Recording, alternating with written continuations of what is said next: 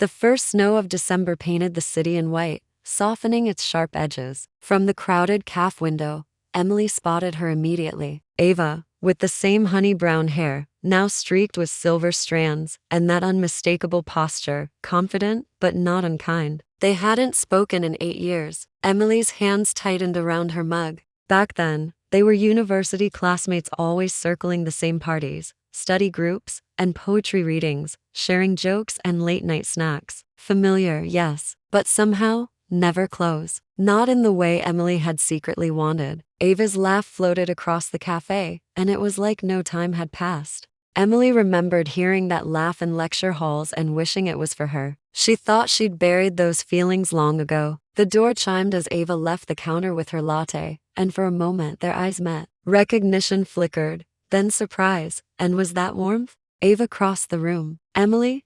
Ava's voice held a touch of disbelief. Wow, it's been forever.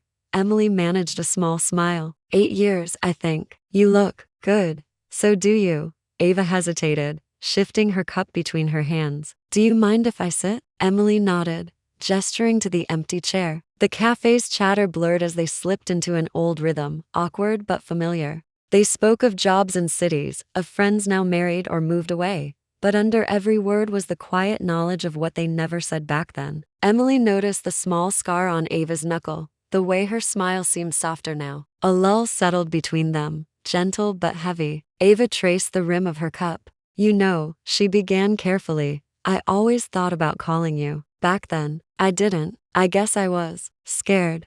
Emily blinked. Scared? Ava met her eyes. Of what I felt. I thought, maybe you didn't feel the same.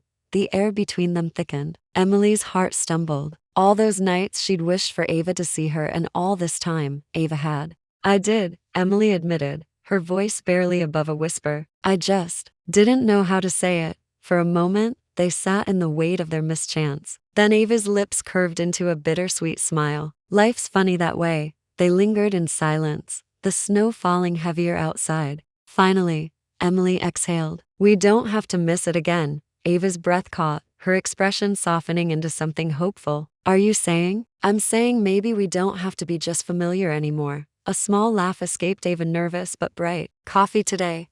Dinner tomorrow? Emily's chest felt light, almost giddy. Dinner tomorrow. As they stood to leave, Ava reached for her coat and brushed Emily's hand, an electric, tentative touch. Outside, the city glowed under street lights, the snowflakes catching the light like tiny stars. They walked side by side, their shoulders brushing, an intimacy forming where only longing had lived before. Ava glanced at her, a quiet smile playing at her lips. You know, I always imagined what this would feel like. Emily looked up at the falling snow and then back at Ava. Feels a lot like coming home. The cold air nipped their cheeks, but neither felt it. For the first time, they weren't just familiar, they were finally close, and the night stretched before them like a story still waiting to be written.